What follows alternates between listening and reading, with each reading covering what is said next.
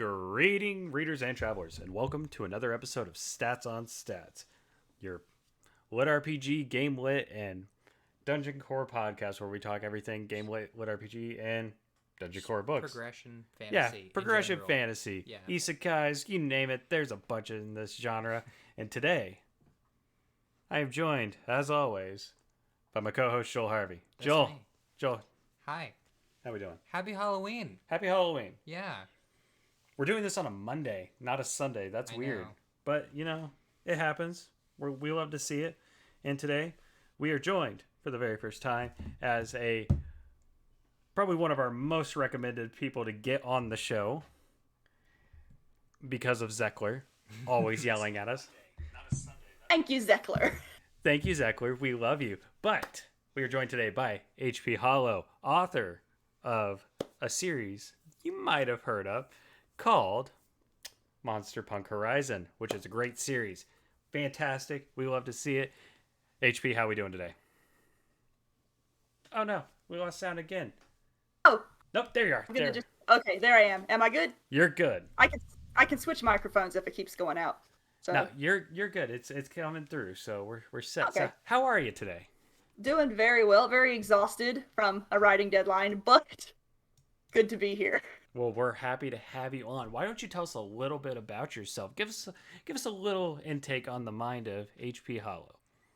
Well, I have been writing since I want to say the 4th grade, and the funny thing is, my very first memory of knowing I wanted to be a writer was actually associated with abject fear, because I was working on a project for school. We had to write a little short story, and I want to say it was like a write your own adaptation of a fairy tale or something. And I started writing my story, and kept writing my story, and kept writing my story. And it's getting really late, and I'm like, I'm not going to finish this story in time, and I'm going to ruin my perfect homework record because this story's not done. Oh my gosh! And ended up like writing a really crappy ending and rushing the story and turning it in. But that little bit of fear was how I realized, you know what? This writing thing is actually kind of fun. And so from then on, I just kind of started dabbling. Really got into writing when I was in about the 7th or 8th grade, though, and around this time was when Pokemon and Digimon and all the monster collecting things were becoming huge. And I didn't really write fan fiction for it, but I basically saw all these monster series and was like, you know what, I can make my own. And so I just really dove deep into creating my own little series of monster universes, and all of them had very epic storylines and whatnot. And then around that same time, the Toonami block was also a thing on Cartoon Network, and so you had influence from Gundam Wing and Tenchi Muyo, or all the Tenchi series, and Dragon Ball Z, and all of those things. And so everything I wrote around that time was a combination of Pokemon and crazy anime, and that has never really left me, even though there was this brief period at the beginning of high school where I was like, I have outgrown this. I'm throwing away all my Gundam models. And if I had a time machine, I would go back to my little 9th grade self and smack her. But I think we all would go back in time and smack ourselves for getting rid of something. Yeah, I just relate so Oh, much yeah. to this. I remember it had to be like probably before middle school. We did a yard sale, and I had a shoebox full of Yu-Gi-Oh cards, and they got thrown in with the yard sale stuff, and I'm like, see, no. when it comes to Yu-Gi-Oh cards, my 5th grade teacher, Mr. Musalami,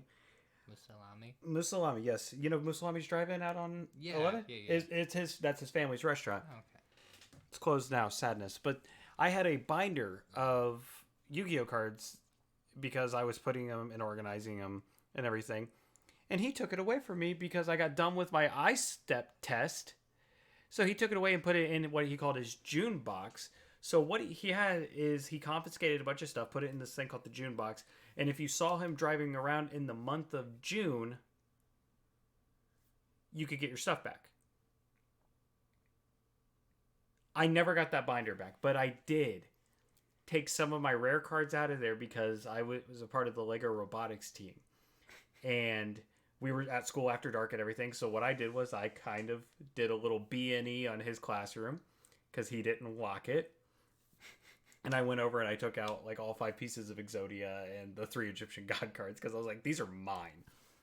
I want them. It just hurts my heart though, thinking of that story. It seems like I around the time of the pandemic, I really got back into Pokemon card collecting Oh, after it was not doing it huge. for oh yeah, I stopped. The funny thing is, like my husband sent me an article about how the Pokemon market was kind of booming at the time, and I was like, you know what, I've had some Pokemon cards that I loved as a kid, but they've been sitting in my closet for 10 years just untouched, and so I may as well go sell them. And so I start looking up prices and whatnot and start putting some stuff up on eBay. And by the end of the week, I am just fully into wanting to. Oh, it's so cute! I love Piplup. He's I am just. he's my boy. I am just headfirst back in the hobby, like wanting to buy everything. But as I was going around to local card shops and card shows and whatnot, every single time I spoke to a fellow Pokemon fan, you'd be talking about your Pokemon history, Hmm. and there would come a point where everyone talking about one specific element of their childhood would get this really, really haunted look in their eyes, and you knew they were about to talk about the time they got rid of their entire binder for like a nickel or something. Yep. It's like all of Yeah. us have that shared trauma. Nope. I think that goes for. Happy Halloween. Here's your horror stories of all the Yes. times we That's lost honestly our, that's what our today's episode is Yu-Gi-Oh just gonna be. It's cards. just gonna be horror stories. Yeah. Oh, good God. No, I wish I still had my card collection because one, I'm pretty sure my deck could kick Joel's deck's ass. So. Not if I had all my other cards. Oh no, sorry. If he had his Elemental Hero set, I would be wiped the floor because that set is super cheap. Oh, it's so much fun. I hate that set so much. You suck. Again, is it Yu-Gi-Oh? I never played Yu-Gi-Oh. Yu-Gi-Oh y- was one of those where I like it fell in that one little year where I was not an anime fan. Like I think Yu-Gi-Oh first released when I was in like ninth grade or so. And so just it's one of those franchises that I just kind of didn't know anything about ever. Like I might Yu-Gi-Oh! have read some of the comics, but The manga is really good for Yu-Gi-Oh, especially because the card game was only a chapter in the original manga, yeah, but the it became original manga is savage. oh no, it's messed up. The shadow Yeah. games were real, and I loved Yeah. it. And you can actually watch there is Yu-Gi-Oh Season 0, which follows the Ooh. original manga. Uh-huh. I need to find I'm it somewhere actually kind of because it's curious to so watch good. that. The only time I started looking into Yu-Gi-Oh was when I worked for a local library system in teen services for about 7 years, Hmm. and all of my teens were really, really into Yu-Gi-Oh, and so naturally I started picking up the comics and whatnot, so I could have at least some familiarity with it. But yeah, the first several volumes of the manga are not what you would expect if your only No. experience of Yu-Gi-Oh is when it the first 4 kids released way back Oh, in the and that's day. how I watched it. Was I woke up either on Yeah. Saturday or I went after school and I watched it. Actually, my best friend Mario and I are the reason Yu-Gi-Oh is banned at our elementary school. I guess that's an accomplishment. Claim to Oh, fame. and Claim that to was when we were in infamy. first grade. So that's probably why Ooh, my binder got taken away in hindsight, but I don't care. yeah, maybe so. But I mean, I wasn't playing with it. I was just organizing the cards. That's it. I completed my test. And he was like, nope, you can't do this. I was like, what am I supposed to do? Then he goes, read. And I said, I'm reading the cards. And he thought that was a smart ass answer. In hindsight, it probably was. Yeah. Rest in So, peace, Binder. books. So, books. So, other than Monster Punk, you had another series that you had written. Is that correct? Or one book? What was it Uh, called? yes, under the HP Hollow name, I had one other book called The Wizard's Way, which was a That's what young it was. adult steampunk fantasy. And so, yeah, very different from Monster Punk Horizon, but also crazy in its own way, and that one of the main characters is a sword fighting pug butler. And then, of course, under the other name, do The you want to go other ahead? Do you want to name, go yeah. ahead and introduce that persona we have? Oh, sure. When I am not writing as HP Hollow, I also write as Edie Sky, and the HP Hollow stuff is oh, there's a cat in here. Hello. Hold it. I got to show you guys my cat. Oh, we She's love cats. visiting. Yes. It's Nova, who, Aw. by the way, is the Nova that inspired the Nova in Monster Punk Oh, we Horizon. love That the is Nova. amazing. She is she sneaks up on me. She's very quiet. But You should. okay, Nova, If I you're could going. get him out of my room without him freaking out, I would show you Lunar. You could see pictures of him on Twitter. Oh He's yes, we'll Lunar go the find lit Twitter RPG pictures. kitten now. No, I'm sad. Sweet. He looks like all of But anyway, Yeah, he I does. forgot where I was talking about my alter ego. All right, also right as Edie Sky, my HP Hollow stuff is weird, crazy, fun adventure. My Edie Sky stuff is weird, crazy, fun adventure with smut. So, so Not two different smut, flavors. spice. We're gonna be elegant Spice. here. Yes, we're gonna call it spice. It is spice But yeah. because if it gets 5 out of 5 peppers, you know it's a good time. Mm-hmm. But Titan Mage is my only series under that name right now. It is my newest release, and it is selling like crazy. And so thank you to everyone who has read it, because I expected it to do well, but I did not expect nearly the level of success that it has had. But for those who haven't read it yet, Titan Mage is basically it's an isekai story of a guy who dies on Earth and is pulled into another universe where he's in a brand new hot body, and he's got a giant robot, and he finds himself on an airship full of hot ladies who are really intrigued by the fact that he is the most powerful type of mage in their universe. A And he venom looks at his new mage. situation, and he's like, well, this is cool, let's make the best use of it. And it's just the story of him going on adventures in this very sexy world. I was looking for my Kindle and we could not find it. Oh. And Zeckler just said it's really good, and I'm not super into harem, and I can confirm that because I've recommended a few of the harem books I've read, and he's like, no, I don't want to read this. Well, People say that about this series. he's the and one I'm that not recommended it to me. Uh-huh. And I'm not entirely sure why it appeals to non-harem readers. I have had some people come to me who experienced my work as HP Hollow before, and they'll be like, I don't read harem, but I'm reading this specifically because you wrote it. So I think some of it is just the natural sort of my natural writing style bleeding over. So good But yeah, though. it's been a very strange experience. Just writing in this genre, strange but very fun too. I mean, for me, the world building was like amazing for Titan Mage. Oh, I have Um, so much fun with world building. and Oh, it's awesome. oh, what else was I gonna say? I'm normally not into like the sci-fi aspect But you like with mechs. like. Well, that's what I was saying. Like a lot of times, the mech is like sci-fi, but Hmm. it's more magic-y in this world, and Yeah, and yeah, I really enjoyed that too.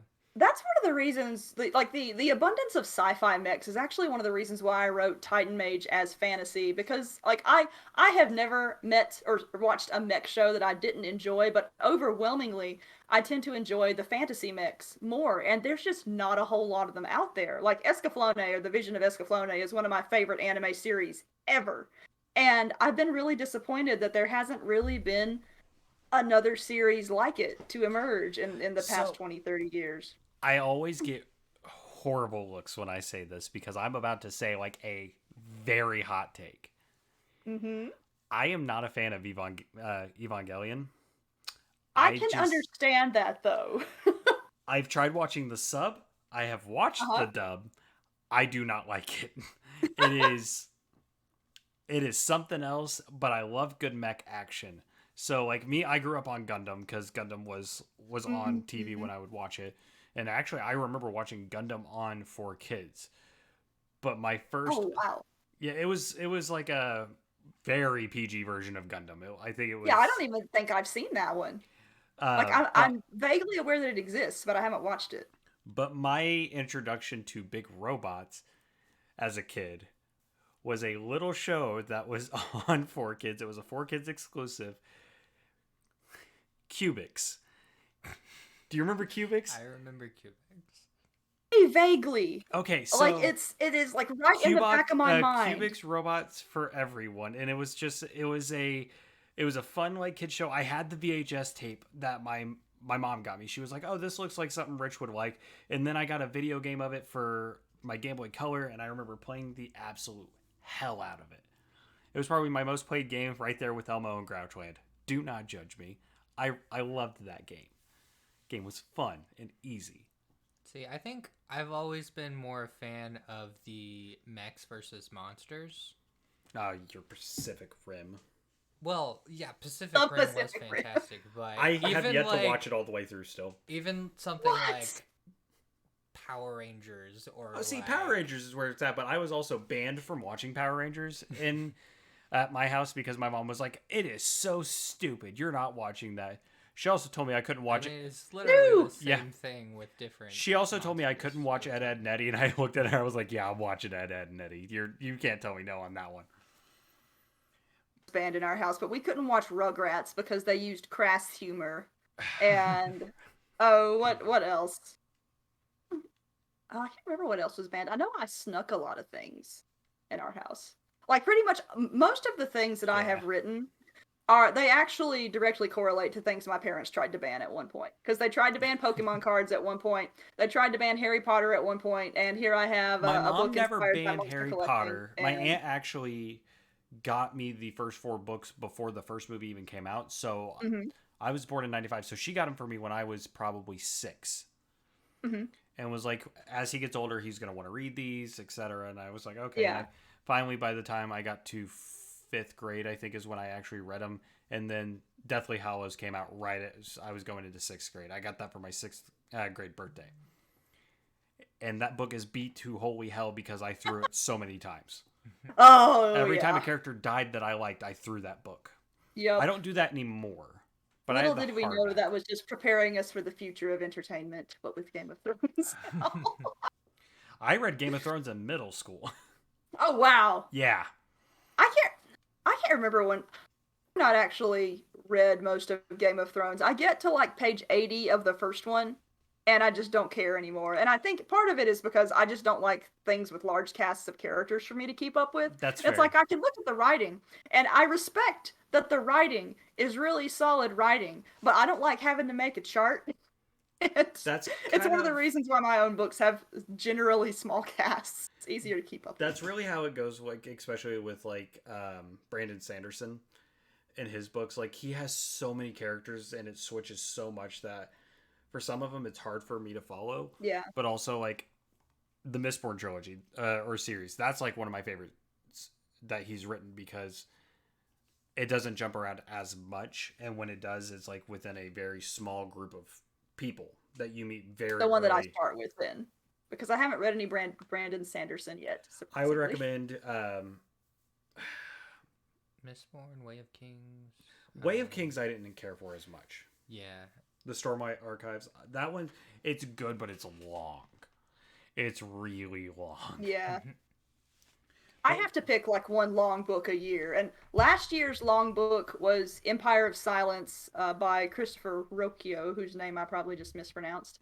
And then this year, after the not Rings of Power, after the oh good lord, what's the name of the series? Wheel of The Time? one that's not Rings. Yes, Wheel of Time. Yeah. There we go. I knew it had a Robert Jordan. circle in it. And And actually, Brandon after- Sanderson later in the series. Yeah, and after the Amazon series came out, the Amazon series took us twice as long to watch as it actually ran because my husband would stop every 5 seconds to say, "Okay, this book is my favorite fantasy book of all time. It's got the best world building ever. Here is how the book did this better." And so we just our entire viewing experience, or my entire viewing experience, was Jacob providing commentary on what the show did wrong. And so by the end of the show, he was like, "Okay, I'm gonna get you this book for Christmas, and I just want you to read the opening and tell me what you think about it. Just your homework is to read the opening." And I loved it. And so now that's my huge time investment book for this year, and I'm just gonna spend all year reading it because I'm a slow reader, and it's one of those books that you just kind of.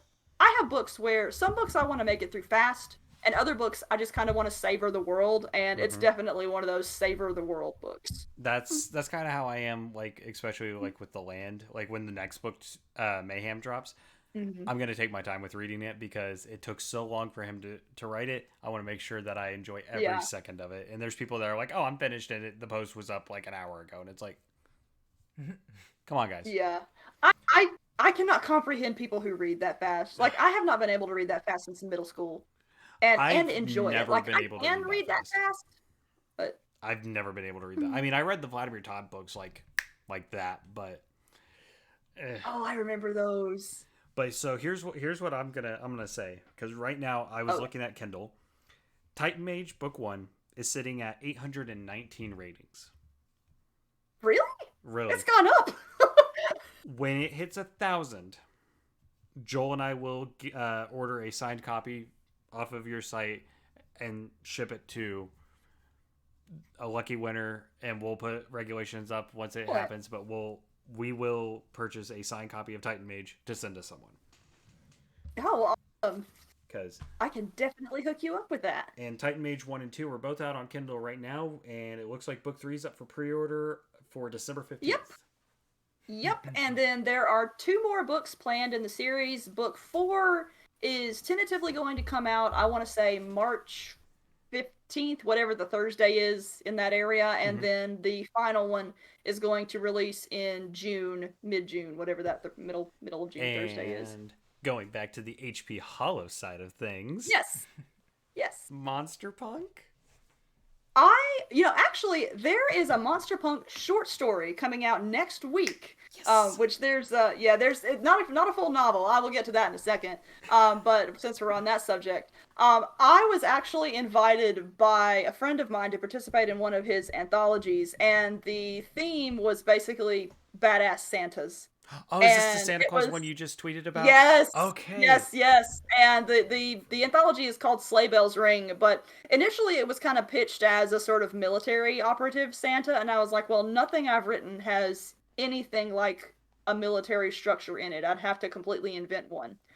But I could do a badass Santa in the Monster Punk Horizon world. And so So I just started, yeah. Don't they celebrate like a mix between Halloween and Christmas? Yes, in- they have Yeah. they have a holiday called Holomus, which is Holomus. very literally a combination of Halloween and Christmas, because those are my 2 favorite holidays.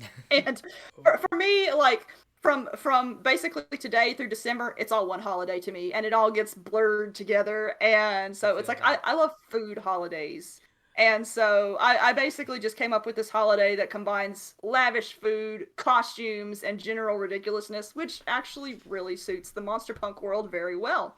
And I started one of the things that I find I'm good at coming up with original ideas when I write, but I find that where I excel is taking tropes and genres and things that I just really love and basically sort of writing love letters to them. Like just having a whole lot of fun with those things. And so I started taking little Christmassy elements, little Halloween elements, and I basically put together a combination, like kind of what became a Christmas horror story.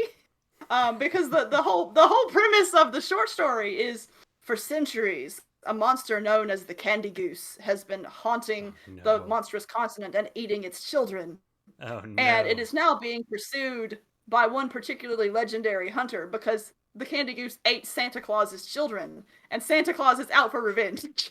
And so the Candy God. Goose naturally shows up in Skull Harbor while they're having their Holomus celebration, and then naturally Pix and Jazz and the whole crew have to help fight the Candy Goose. And it's it's an experience. But it's a fun little story. Oh no. Okay, I'm gonna read this. So I have a thing. I have a very strong emotional trauma towards Christmas.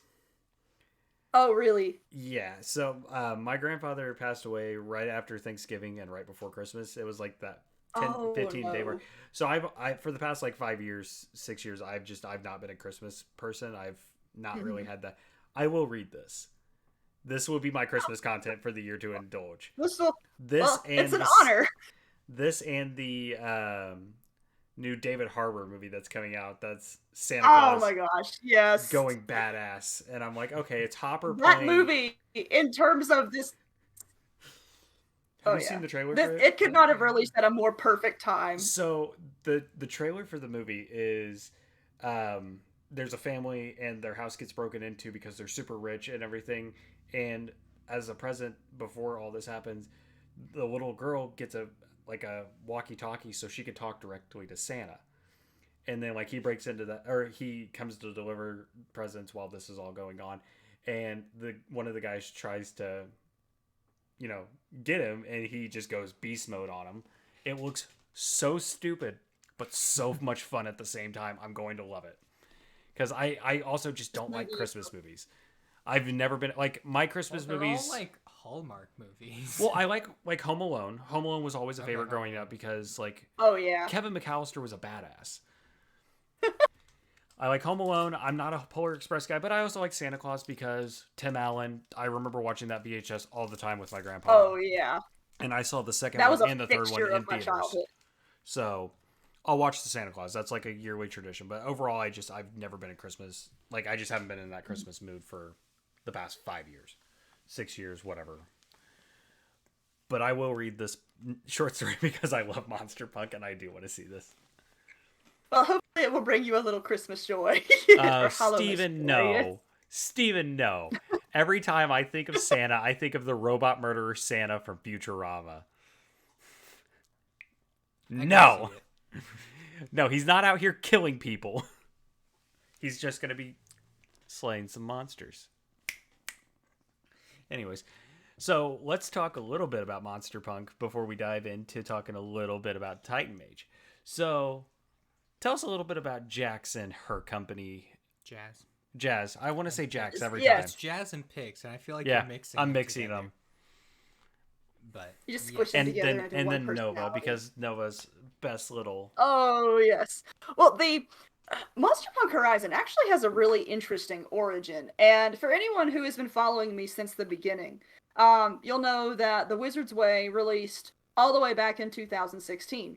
There is not a sequel yet, despite the fact that I have been working on one. And the reason why is because in the intervening years, I began to have increasing difficulty even focusing and being able to put together large scale ideas. Like I could write individual scenes, but when it came time to string those scenes together into a novel, they just did not mesh, and we could not figure out what was going on. And so finally we were like, you know what, let's just go to therapy and see if anything can come about, because I also have generalized anxiety disorder, and so it's like I'm anxious all the time for no particular reason. Same. Yeah.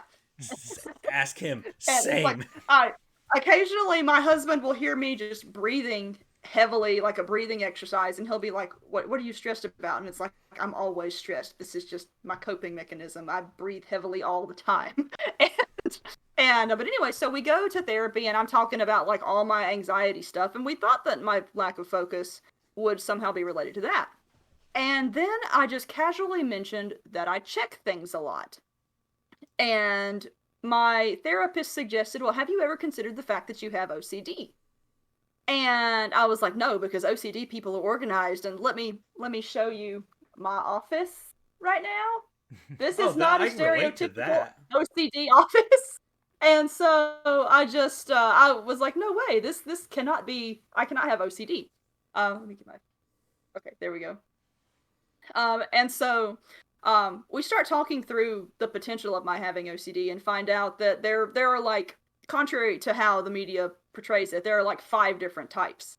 And I had a number of different types, like one of them being health, for example, because my family had like a full string of health disasters over the course of like 5 years that were terrible. But one of the things that we noticed was that in my writing, the way it manifested in my writing was that I would get obsessed with specific ideas and want to write them to completion, even though they contributed nothing to the story.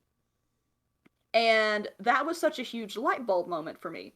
And it basically, once I figured that out, I was able to look back at all my writing and say, oh, yeah, here's the problem. This is the exact reason why I haven't been able to finish this book. And by that point, the sequel to The Wizard's Way was a hot OCD mess, and there was no saving it with my brain in that state.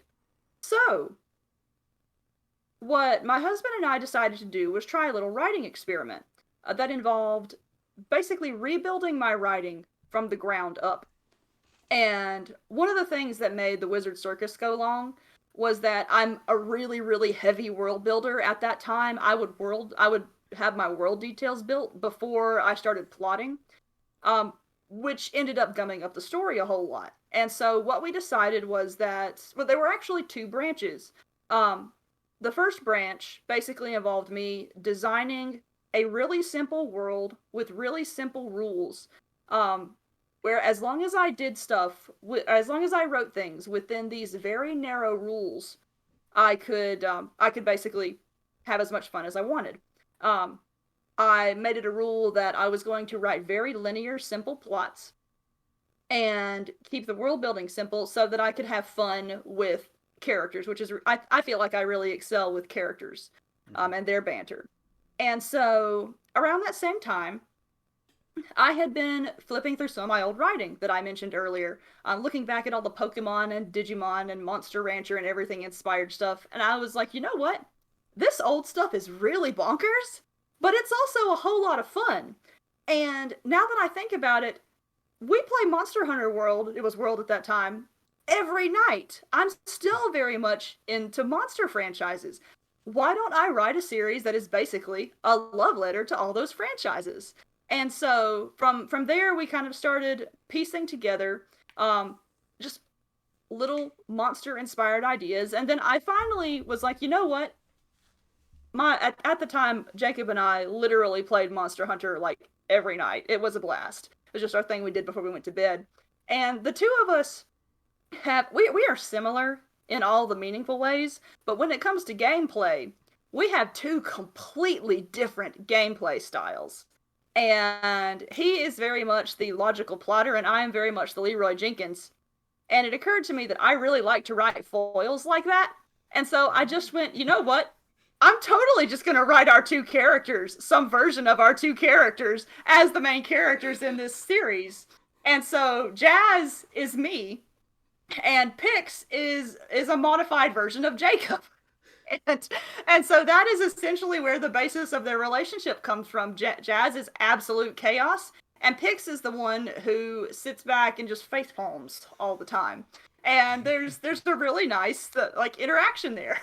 So funny you say that because Joel just leaned over to me as you were saying the like the character type. He goes, Leroy?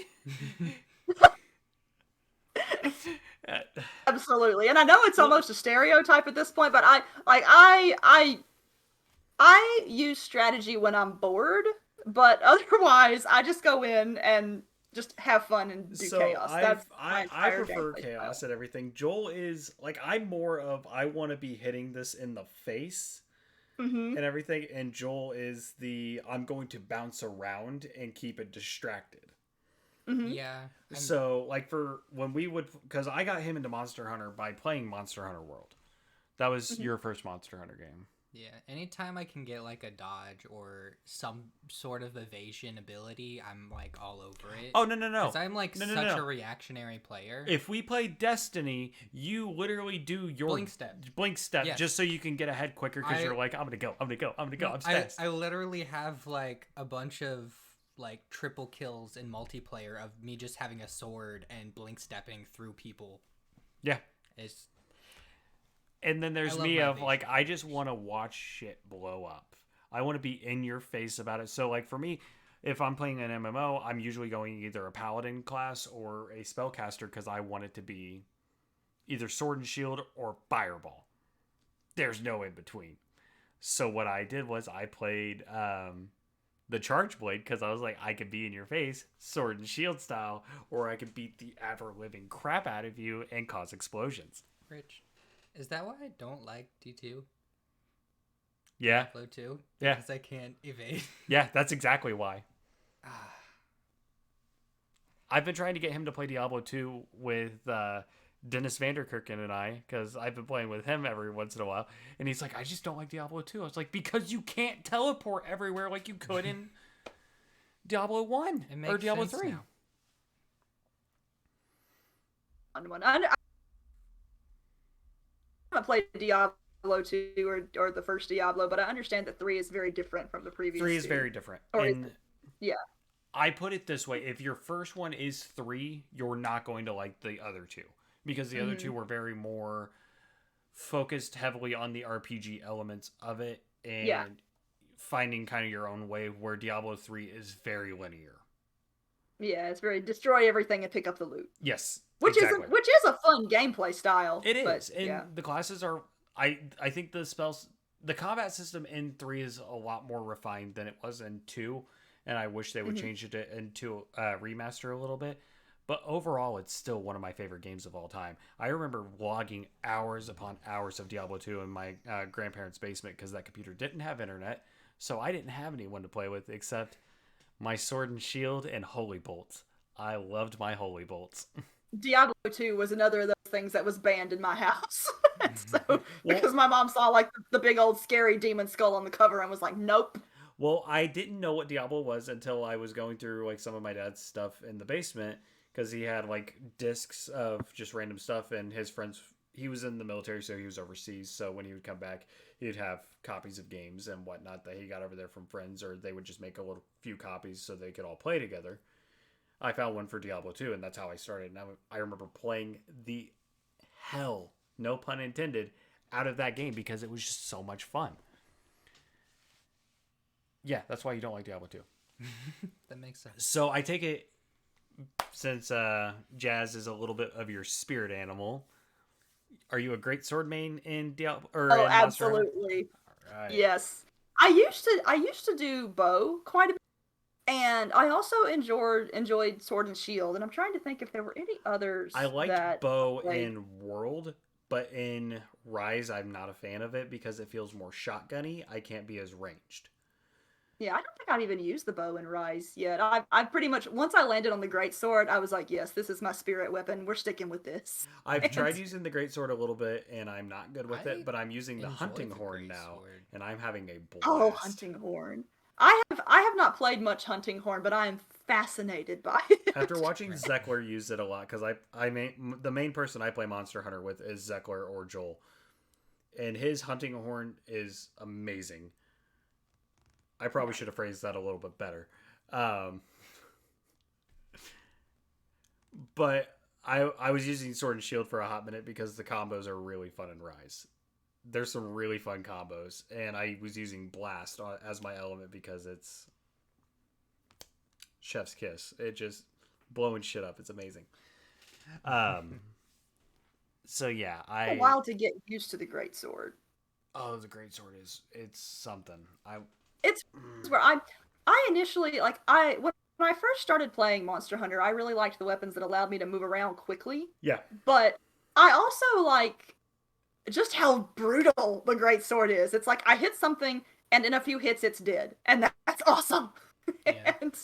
and My first playthrough through Monster Hunter World, I went with the insect glaive, and I was just bouncing around everywhere. But every 5 minutes, hey, I'm on it.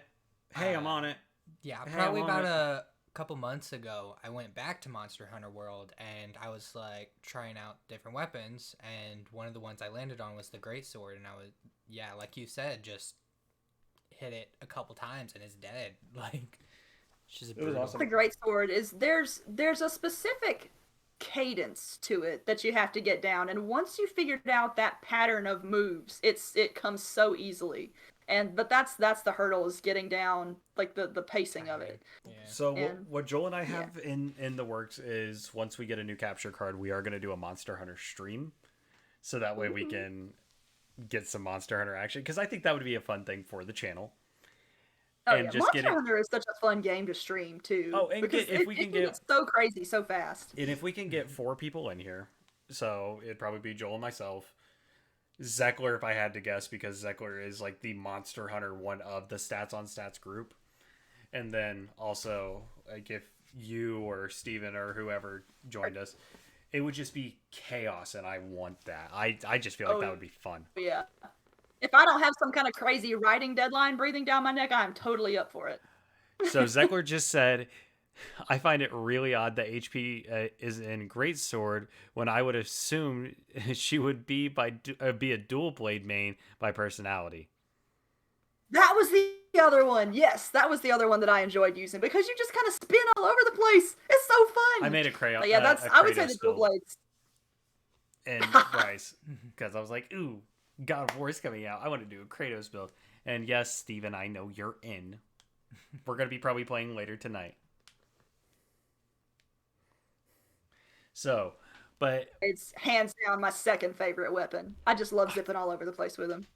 they're cool. They're really cool, and I'm bad with them, but that's okay. So, talking Totally a little bad bit with them too, about but my husband's really good, so. talking about Jazz and Pix. Who are some of the other characters in Monster Punk that we meet? Because we got Nova. And Sasha. And the funny thing about those two is like they've ended up, or Nova at least, Sasha less so, they've ended up being some of the most favorite characters. And I initially was not going to write them into the book or into the series. And the reason why was because when I first sat down to conceptualize this series, I knew it was going to be conspicuously Monster Hunter inspired because there's a certain specific vibe to the Monster Hunter world that is just it's really distinct. It's got that sort of tribal-ish look to it, I guess. Mm-hmm. Tribal is not the right word, but it's got this kind of, Primal. yeah, primal is better. And but I knew I wanted that specific I wanted that specific look in the setting. Um Maybe a little bit steampunkified because I cannot write a single thing in my life without it being at least a little bit steampunk.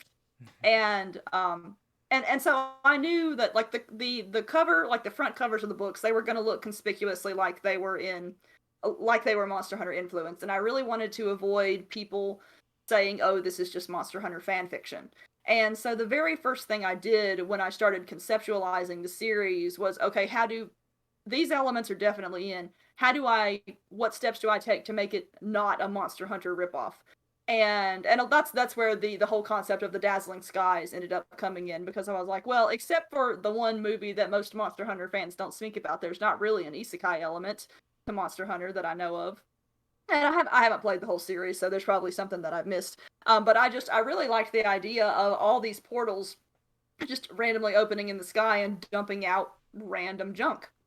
And it also made for a really interesting universe mechanic because they can drop monsters for them to fight, they can drop people, they can drop random items, and just from the simple decision to make the dazzling skies a thing, I basically got a whole bunch of directions in which I could take the world, because you've got the characters of Hati and Tree who basically make their livings catching junk that falls out of the sky and selling it.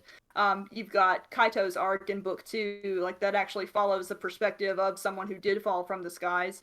You've got the Screecher and other monsters that fall from the portals, and it's just it ended up becoming just a really really interesting um, hinge to center the world around. But back to oh yes. I was gonna say, and where did Demon Pig come from? Dragon Pig. Or Dragon Pig. Dragon Pig is absolutely a Poogie reference, but I also basically decided that most of the people in this world were going to be part dragon, because I wanted a simple way to describe how resilient they were, because these characters get up to some stupid stuff and they survive some stupid stuff. They get bullied a lot, and it's fun. And I didn't want people to say, oh, this is so unrealistic, despite the fact that we're already working in a really silly world. And so I was like, you know what? We're just going to explain this by saying everyone is part dragon, or most people are part dragon. And so I love, in Monster Hunter, absolutely love Poogie. And I squeal every single time he comes on screen. No. So I was like, we're going to include a little Poogie reference, and we're going to make him part dragon, because everything is part dragon. And he was just going to be a little one-shot background character, but then I started writing book 2, and he kind of he got some time to shine in book 2, avoiding spoilers. Oh yeah. So and that was one of my single favorite things to write. Now, I don't even think I answered the original question. Oh no, but, you're good. You're good. I originally was not going to put the Catayent race in the book, because I mean one of the iconic things about Monster Hunter is you get a cat companion. Palicos, and it was just like that was way too close for me initially. But then the scene where Pix meets Nova for the first time just popped into my head, and I'm one of those writers where a lot of times my characters write themselves. Like it sounds like a really absurd thing to say, but I basically feel like I have all these characters living in my head, and they just talk all the time. And a lot of my best written scenes are actually scenes that just kind of plop out of my brain. And Nova just kind of appeared fully formed, and her scene just appeared in my head, and I was like, oh my gosh, this is so adorable. There is no way I cannot include this character. Oh, And she's so a I delight. ended up I absolutely love her. But and so I basically, since Pix and Jazz were based on me and my husband, or my husband and me, vice versa.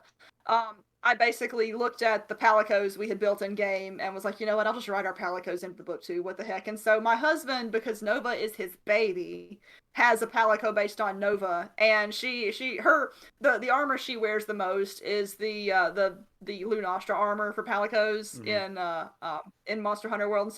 And so I made her dress the kind of, or her dress armor the kind of variant of that. And then Sacha is actually based on a character from a novel that I'm no longer writing, um, but was just this really sort of rough little character. So he doesn't have quite as much background as, say, Nova did, but he's basically the palico that I use in game, and he's just this really. I wanted, all of the cast is pretty much young and impetuous, and I really wanted to have this old, just grungy, experienced guy hanging out in the background. And so he's sort of the old crusty one who is like, y'all are idiots, but I'm still gonna be here. So I've kind of decided, because I did it with my PC playthrough of Monster Hunter World, and then my on Rise, that anytime I get a Palico, he's gonna be named Lunar, just because of my cat, and I try to make him look like him as much as possible. And then my dog in Monster Hunter Rise is just Billy, because anytime he gets up to something, I can just go, "Oh, Billy," and then that's really about it.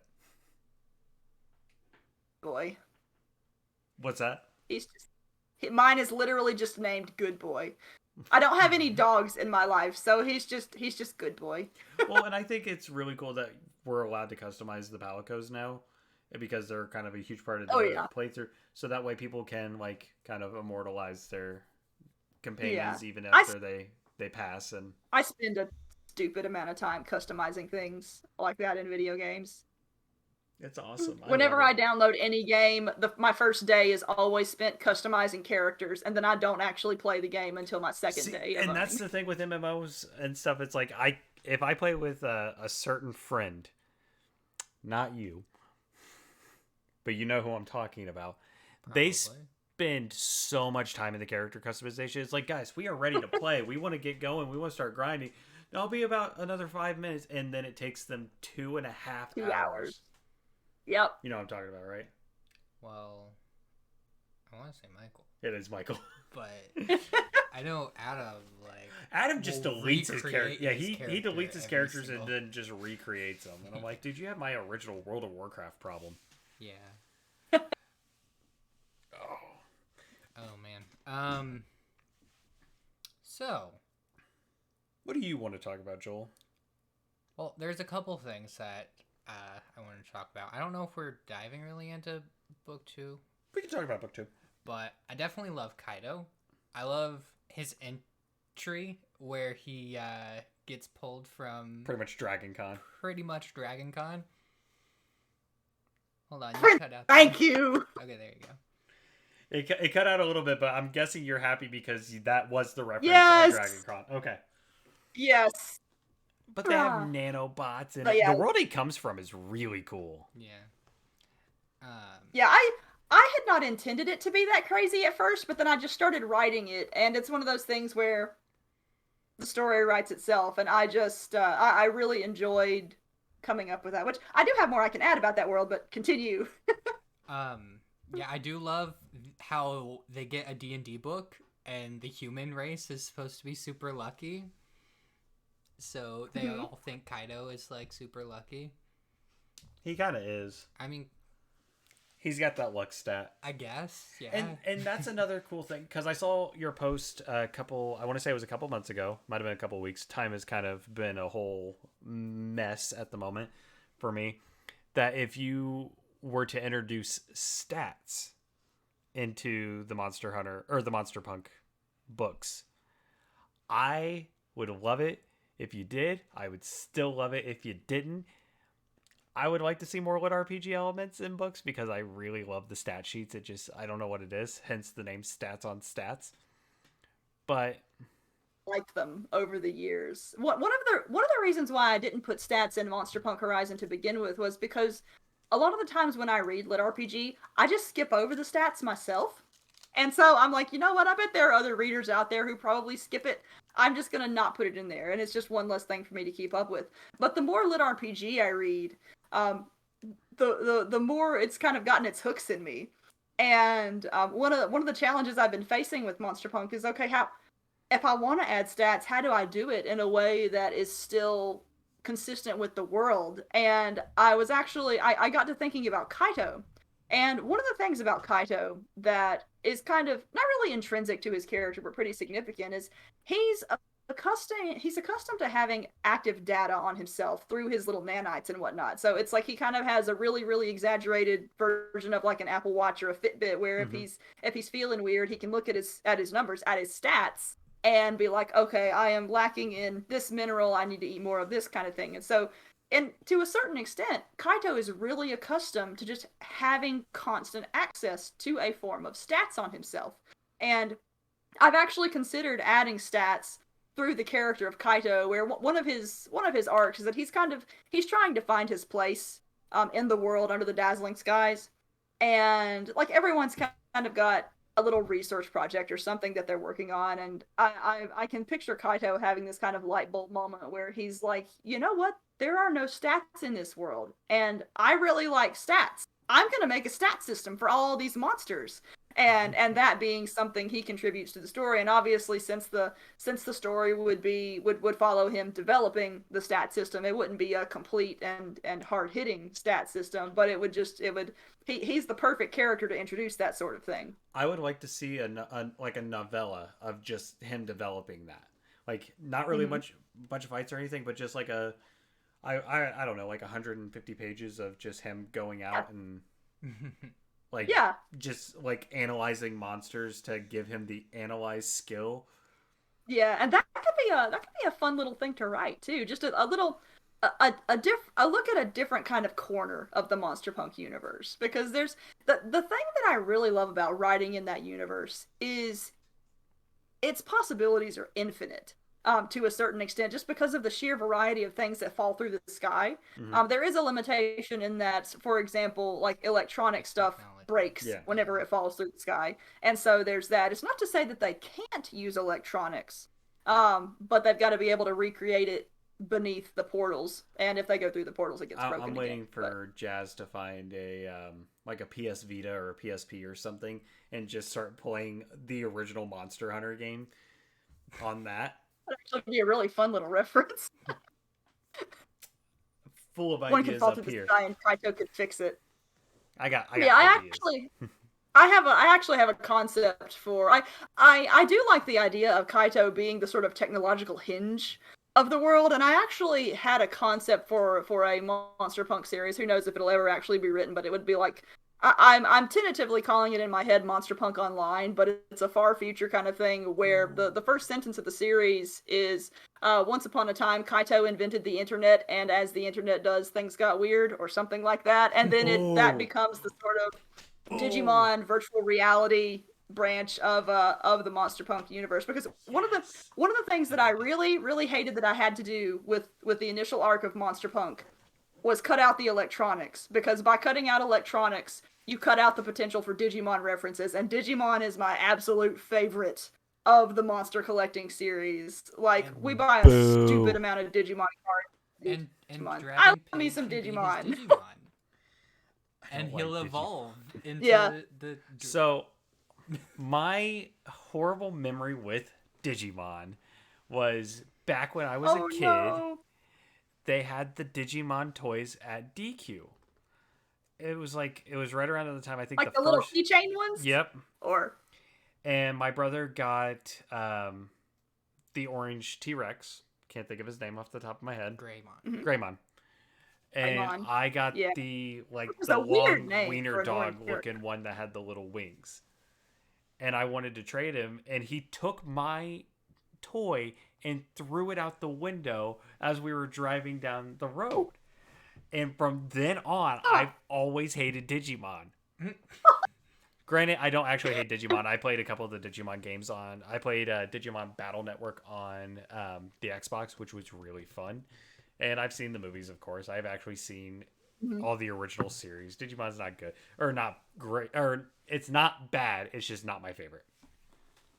Yeah, it's those where I'm really happy that it's lasted this long, but rewatching some of the original stuff, I'm kind of surprised because I remember I had such vivid, great memories of the original Digimon series, and I was so pumped whenever they came out on DVD. And so I bought some and sat down with Jacob, and I was like, "We're gonna rewatch these. This is one of my favorite formative things." And we start watching it, and I'm just like all happy because it's exactly what I remember. But when I look at it from an analytical perspective, like there's some stuff in it that's good, but literally every episode has one of the main characters looking at who we eventually find out is the episode's antagonist, and they're like, "Oh, they're not gonna hurt us. They're a good Digimon," and then they come and like beat them up or whatever, and it happens in like every single episode of the first 10 episodes, and after about like 7, my husband was like, "I can't take this, no," and so I finished it myself. And then But now that we're playing now the movies are a different thing. The movies are awesome. I will say that. It's especially the Last Evolution Kizuna, I think that one was so much better than I expected it to be. And yeah, I have managed to get my husband into Digimon through the game because back when I got into Pokemon card collecting, at that time I found out that there was a then new Digimon game coming out and I wanted to collect it too. And so I was like, if I get my husband playing this game with me, I'll have an excuse to buy more cards. And so I go up to him and show him the stuff and say, "Hey, some of the people at our local card shop said this is a really well-designed game." And that's the key for my husband. He likes really, really well-organized and well-designed games. And so I send him some information about it. And he's now a bigger Digimon fan than me. Like, he watches Digimon strategy videos all the time at home. And he's a pretty ferocious player, actually. So if you want to see, so I've made him a bigger nerd. If you want a game for him to play, Joel and I picked this game up at Gen Con this year, and it is called Twisted Fables, and it is a card-based fighting game, but with characters from fairy tales. So we have Red Riding Hood, Snow White, Sleeping Beauty, Alice, Cinderella's in it. Like, it is awesome, but it treats it like a Street Fighter game, but with card-based actions. It is perfect. So much fun, and it is so organized, and like the system is smooth. It's really fun. I'm gonna have to try that one out. I think the other game that my husband was a really big nerd for was Arkham Horror back when that first started coming out again, and that's a really spectacularly designed game too. Oh, that one's and really it's one cool. that I really enjoy it because it's cooperative. And the thing about being the Leroy Jenkins of the group is that you're never going to win against the strategist. And so for that reason, I can't really play competitive games against my husband because I always lose. And so with Arkham Horror, it's like you're both trying to win. So I know you're not the strategist. That's why I was looking at you, because she said being the Leroy Jenkins of the group. I'm the... It's like you're going to have fun, but you're not going to win. Well, here's the thing. When we play games, I'm like, "Joel, okay, we need to do this. This is how we're going to get past it." He's like, "I'm just going to hit it really hard." No, you just don't get hit. Just don't get hit. And it's like, "Hey, we're going to fight this boss in Elden Ring. What's the best strategy on how to beat it?" And he goes, "Hit it hard." No, I say don't get hit. And then he gets hit more than anyone. He's usually the first one down. No. If anything, it's because my health's super low, but... And how does your health get super low, Joel? You take damage. No, and I don't raise my health bar. And taking damage is getting hit. Dude, we went through the capital, and I had, like, I think 15 in vitality, and EY yelled at me because I was also using +2 flasks. You should not have been there. I should not have been there. So we'll talk a little bit about Titan Mage before we wrap it up, so we can get a little element of the... There's a couple things I wanted to hit. You want to hit a few more things? Monster Punk? Monster Punk. Okay. One... You can always come on again and do a Titan Mage dedicated one if you want. Oh, continue. We can do that. I would be okay with that. Yeah. That would be cool. One Yeah. is the names for the monsters are just super just out there. Pancakes. Well, there's like Paraj Kazard and like I don't know. I feel like whenever I was actually reading through the book, I was like, yep, that's what I'm naming it now. Like, And where did I put it? but Oh yeah, some the of them are voice actors wild, and do a fantastic job with the. oh yeah, they are such champs This is amazing. at handling those pronunciations correctly. It was I was really pleased, and I got my there's sound actually there's actually some monsters where I've considered giving them nicknames because some of the I know the it doesn't appear often. It only really appears by name, but the Radiant Centillion is one that gave Tess like a little bit of trouble in every single book because I would always have to send in edits for that, and so there's a book potentially coming up where the Radiant Centillion was actually going to be one of the characters, and I'm like, I can't have her saying that for 8 hours. We're gonna have to give this monster a shorter, easier to pronounce name.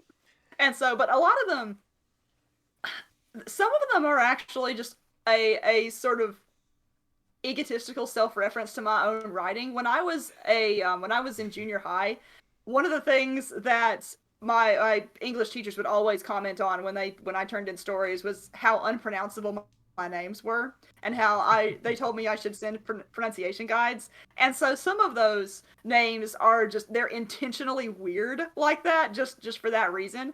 And some of them the Parashka is an interesting one in the Parashka Zard because I was naming this monster and just started putting a bunch of random syllables together, and I was like, you know what? I just really like the way that sounds. It's mind blowing to look at, but once you hear it, it makes sense sort of. And there were just fun little naming conventions that I used. Like, for example, Charizard was one of my favorite Pokemon back in the day and still is. And so I basically decided that I was going to use Zard as a suffix. And so, and I was actually a Charmander starter when I was a kid, but I've shifted to becoming more of a Bulbasaur, in my adulthood. Hold on. Yeah. You gotta show Squirtle some respect. Oh, I do love Squirtle too. I love all the starters, but those are and I mean, it's hard not to love the Squirtle squad. I mean, really. You can take your stupid little fire monkey and get out, Joel. Infernape, all the way. Yeah, and I got Empoleon, who's a penguin with freaking claws, dude. Come on. Oh, I love that one too. That's a great little generation of designs. I'm a very strong water type person. Like, I think there's only 2 games I've never gone water to start with, and that was X and Arceus. Because I was like, I gotta show Cyndaquil the respect he deserves. And I also hate Oshawott. I dislike that little otter so much. I don't think I ever played that generation, but I think the only one I didn't go fire type was the latest one with Sword and Shield? Not Sword and Shield, the one before that with Grookey and Firefox, which X has had the Firefox. You're talking about Litten, the fire cat, and Poplio. No, the fire fox that is a wizard, like a witch. Oh, that's X and Y. Yeah. Okay. That's the one I'm talking about. Because that one I went with Froakie. So, going back to our Titan Mage episode, Zekler said that would be good since Edie stood us up. Zekler, we've already confirmed this. But also, if you need another reason to buy a copy of the Monster Punk books on paperback, you get a really cute picture of Nova in the back. Yes. The book, I had some extra page space when I was doing the About the Author sections, and there was, if I made things too small, then it looked awkward, and if I made it the readable size, then I just had one extra line on the next page, and so I was like, you know what, Nova is an important part of our production team here at Holo Writing. She's gonna get an author credit, and so you get that little Easter egg. It's so cute. It really. I say that anytime I call Nova one of our editors and say that anytime someone finds a typo in one of our books, that's just Nova's contribution. Because literally, whenever I am editing, I do have to check sometimes because she'll come and walk across my keyboard, and I always have to check whatever I'm laying out at that time because there might be some extra like Nova glitter in it. Luckily, Lunar doesn't do that. Lunar, like, at my old place, I had my TV sitting on a dresser, and he could get up there. So he would sit in front of the TV. I have plenty of pictures of this. And I actually had a scratch on the TV because he pawed at it. Oh no! I was Here's a very question. mad. Have you ever specifically turned up the sound when you're making a palico just to see how your cat reacts Oh, to yeah. it? Yeah. Because that's totally what So, Jacob and I do. If I play my Switch in bed a lot. That's like, I play a couple hunts on Monster Hunter to like kind of wear myself out for the evening. And if I'm playing online, I usually have my Palico with me instead of the dog. Mhm. And Lunar gets so mad because he'll hear "Meow, meow," and he's like, where is it coming from?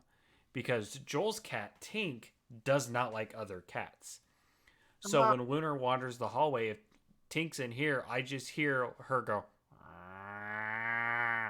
and it's like, Tink.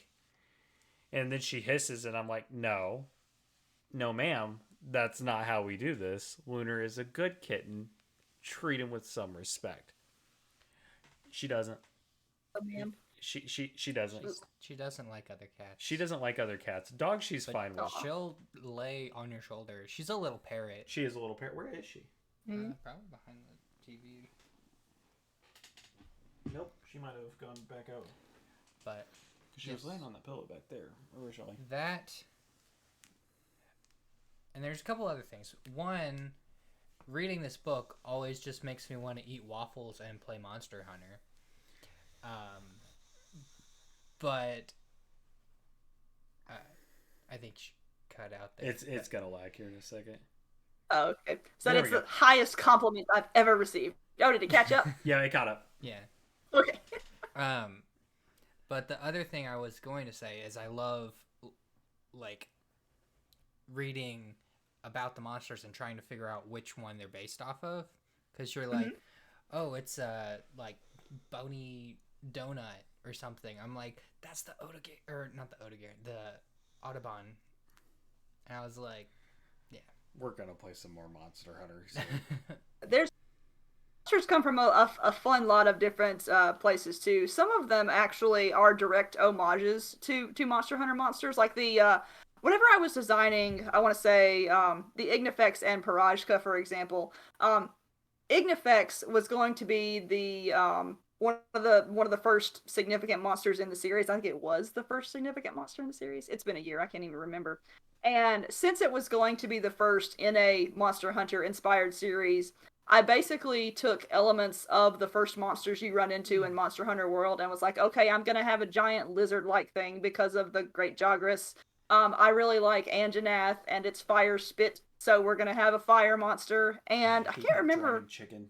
Oh, and then the eyes came from Puke Puke, the eyes that look like they're going in different directions. And so I took elements from all those, and that became the Ignifex. And then I think to a certain extent the Parajka had a little bit of influence there too. It was like the little Jagresses, the standard ones. Yeah. And I think, but some of the others are just completely random. Like sometimes I just need a monster and I describe it, and I just put together a bunch of random little images that pop into my head. That's kind of how the Raging Buttlord happened, which was not. It was not going to be called the Raging Buttlord. Raging Buttlord was just a filler name I put in with the intent to change it. And then I just laughed so hard at it that I was like, "Oh my gosh, this has to stay." And now there's a little recurring Raging Buttlord character. I mean, I have to be careful when I put filler names in things because I often find myself getting attached to the filler names. But then a lot of other times, I also like to when I was a kid, I would always carry around, the little books about animal biology and things like that. And so I also, when designing monsters, like to find unusual real world animals and then really exaggerate their qualities. For example, the Parajka actually derives from, there's this one particular kind of frog where it's the only amphibian that can live in both freshwater and saltwater. Because all the others have to be either one or the other, and this one can actually transition between the two. And I was like, oh, that's a really cool thing. I'm definitely using that for a monster. And so I applied it to the Parajka whenever the conflict surrounding them popped up in Isekai Skies. God, Isekai Skies I think was my favorite of the two, Oh, it's my or of the favorite three. too. It's really good, and I Three didn't know. is a weird one because it's and you can cut me off whenever. I will Oh no, talk endlessly, but I you're know good. you have schedules to keep. But the third one actually has a funny origin behind it, which was when I was working on book one, my husband started editing it when it was about halfway done and was like, you know what, this is a really fun world you created here, and I'm between projects right now. Can I write a book in your series? And so he put together a prompt and wrote the first draft of book three before book one was even done. And then basically handed it to me once books one and two were finished, and was like, fix the inconsistencies and HPify the rest. And so book three is a weird little outlier in that it's just I kind of view it as a side story because the Screecher doesn't pop up, and the Screecher is kind of the recurring Screecher is an iconic element of both the first two books. Um, but yeah, it was a fun little one. I will say that I got some really good reactions because I used to drive for Lyft and Uber a lot when I wasn't doing my main job, and I always listen to audiobooks when I drive. So I listened to Isekai Skies while I was doing Uber and Lyft, and it would always be Huh? like I would always get a either like an elderly person or I don't know the proper terminology that I want to use that wouldn't offend someone. Just another, we'll just say another person in the car, right as they were talking about Jazz and her dress and being a goddess for the people falling through the portals. And it would always be a focus on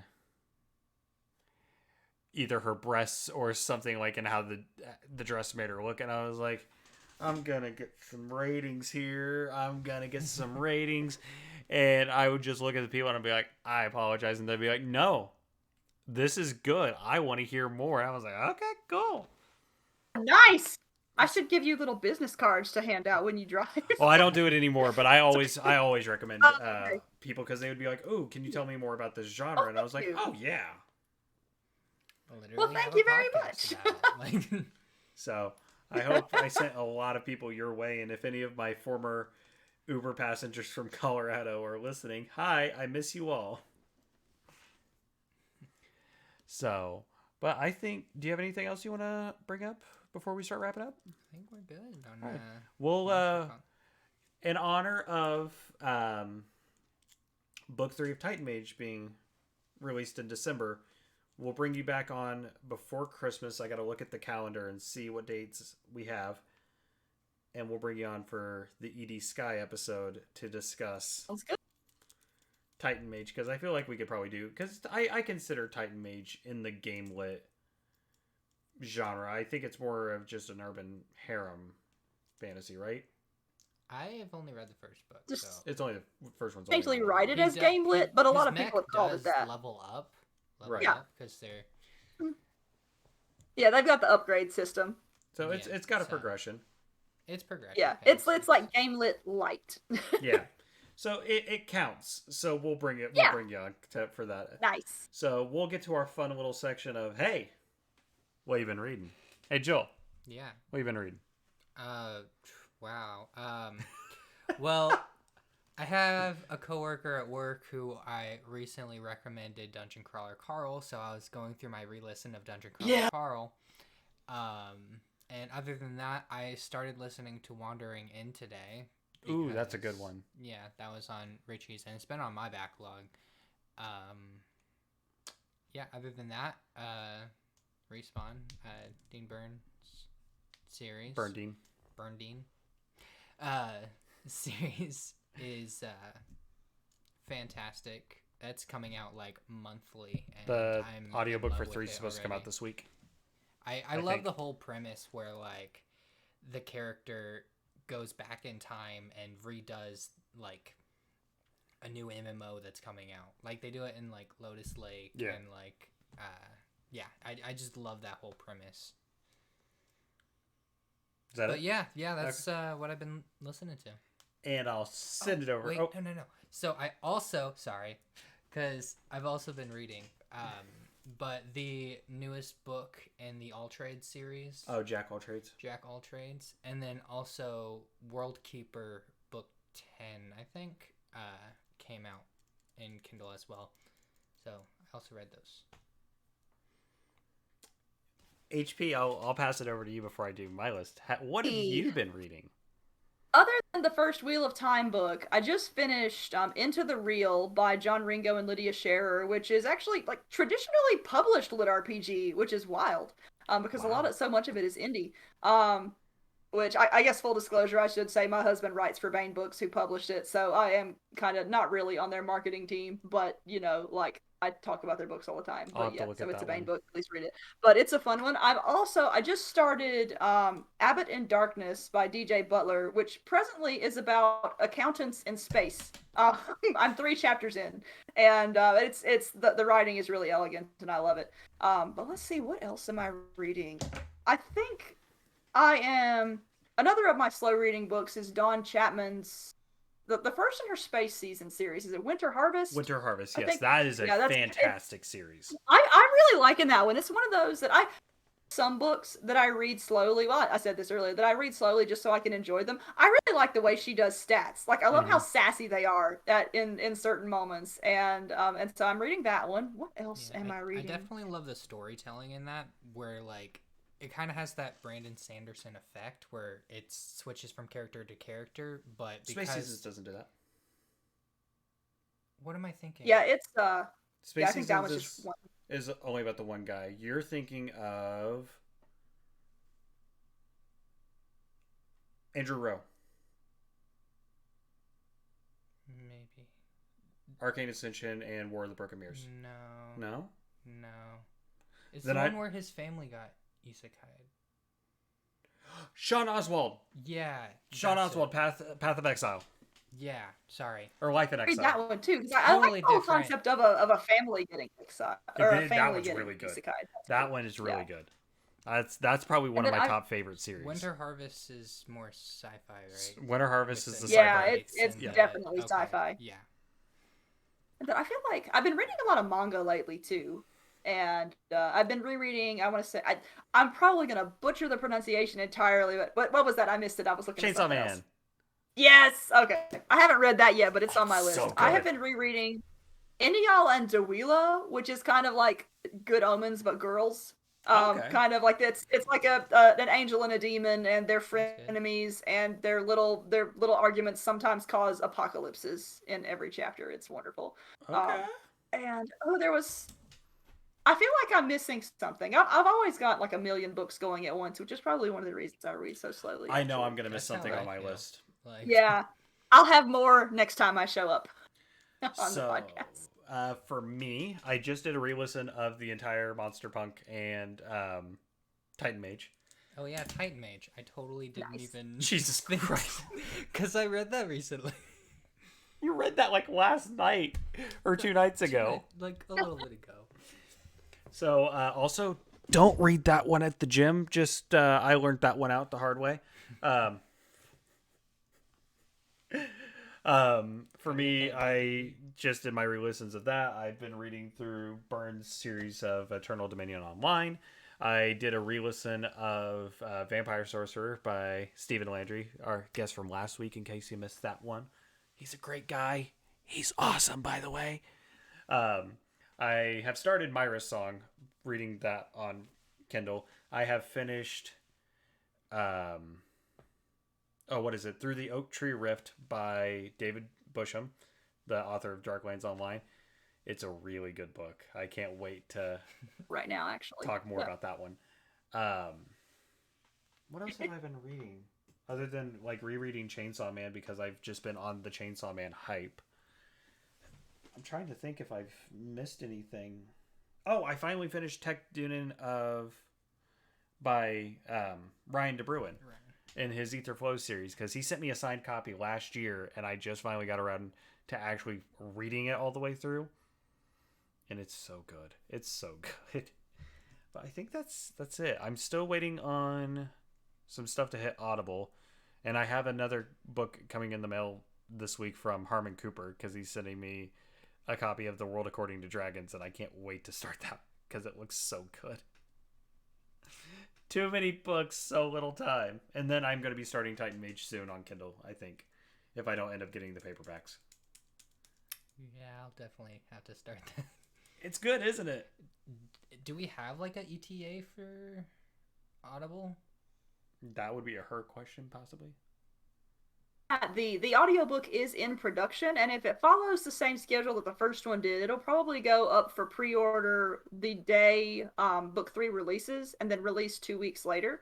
However, I do know that Jess is going to be having a baby sometime within the next few months, and so that's obviously going to affect the recording schedule. I don't know that it will affect the recording schedule for book 2, but I imagine it probably will for book 3. And book 3 is going to be a long one, so that will affect it too. Hey, we got Catgirls coming, so that's I'm excited. This is news. Oh yeah, she posted on Twitter about that she wrote a Catgirl in. Yep, they're Catgirls now, or at least one Catgirl in the series. So there, buddy. You'll be okay. Nah, we're good. You'll be okay.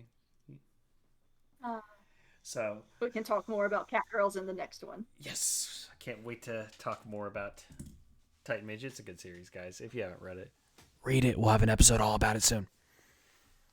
So we'll do our little wrap-up session of, hey, where can people find you? So Joel, yeah, where can people find you?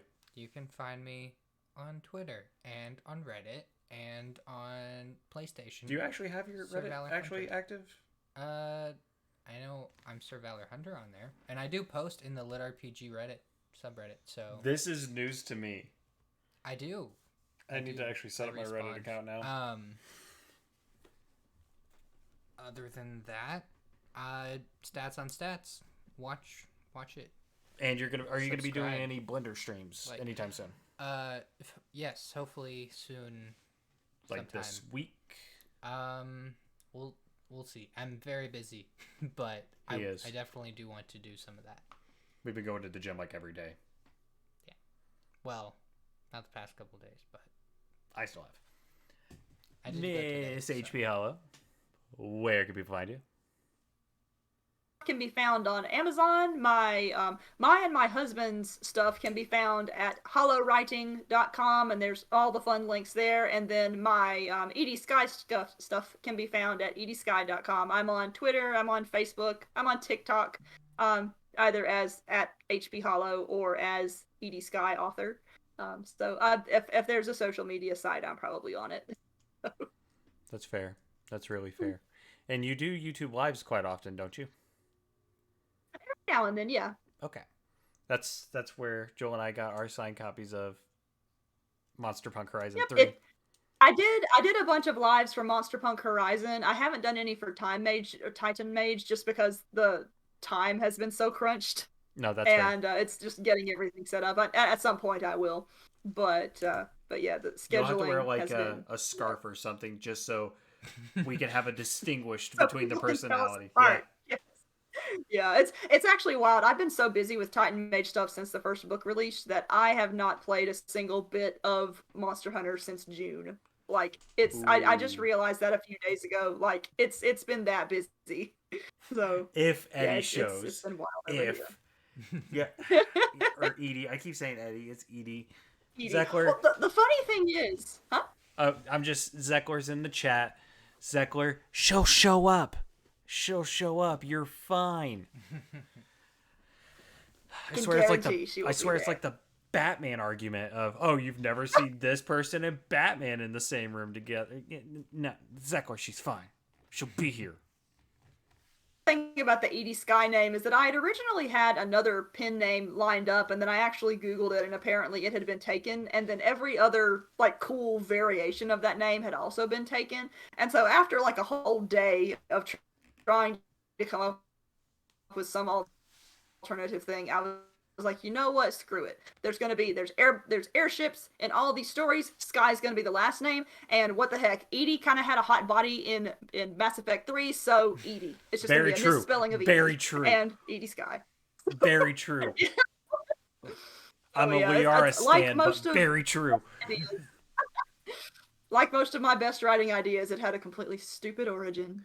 See, if I ever have a pen name, I was always under the impression it would be Zach Morrison instead of, because if you think of Zach Morris from Saved by the Bell, he's a douche. And I was like, if I'm writing any smutty material or anything like that, I gotta have that name. So I was like, ooh, Zach Morrison. That just sounds, it sounds like a writer, but also like I don't want to like him because Zach Morris sucks. So, but you can find me at Twitter at Rich Dolphus, name like right here, yeah, and also on PlayStation, my thing is Rich Dolph's Lit RPG, because apparently Rich Dolphus was taken, even though I looked it up and couldn't find anyone. It's just PlayStation didn't want to. PlayStation hates me. It's okay. I'm also in charge of the Stats on Stats Twitter page. We have a Facebook page we're going to be making once we get new art and a new logo. So we'll be able to post a little bit more there and have some stuff. We've been discussing a possible Patreon. We don't know if we have one or have the ideas for one soon, but we're trying to get it up and running. It won't be anything like super expensive for the high tiers. Actually, forgot. Yeah, you have a Patreon too. Yeah. Yeah. So both for HP Hollow and for ED Sky. So, and I will be beginning to post Titan Mage Dragon on the ED Sky Patreon, hopefully within the next week. So if you want an early look at that, if anyone wants an early look at that, that's one of my rewards: early access to novels. Joel and I had a fun running joke of we were going to do the Stats on Stats After Dark D&D stream. We're not going to do that. No. I am not in shape for that. We're not doing that. But also, we have our giveaways coming up once we hit 200 followers on Twitch. Once we hit 15 subscribers, we have a giveaway, and then 100 followers or 100 subscribers on our YouTube channel. Zeckler's booing us. Oh, I know Zeckler's booing us in the chat. I'm ignoring him. Zeckler, were you actually going to be involved with that? Is the real question. So, yeah, that's where we have a chance to win a complete series or up to date series on either Kindle or Audible. So, if you really want to break Joel and I's wallet, you could request like Artorian Archives or something that's got like 11, 13 books out. Because books be expensive. At this point, I feel like they're just holding off from liking. I know. All the series that their favorite book comes out, and then they're just like, we got this. So, but this has been Stats on Stats Boss Encounter with HP Hollow. It was a fun time. HP, thank you so much for being here. We've had this was a fun time, and just getting to pick your brain a little bit. And happy Halloween, everyone. And happy Halloween. We planned it. We planned it perfectly. Perfect. I had my reasons. We didn't have a Halloween party yesterday like we were supposed to. I wanted it to be on the 31st. I totally didn't do this on purpose. So, but thank you so much for joining us. We'll have our VODs up on YouTube soon. We're trying to get the podcast apps figured out because it's still having linkage issues. I can't upload anything. I gotta get in contact with a few people to see what's going on, but I'll be able to do that a little bit more soon once I get some digital marketing stuff done. But thank you so much for joining us. This was a fun time, and for everyone listening, hope you have a wonderful night, evening, day, whatever time it is. I just hope it's a good one for you.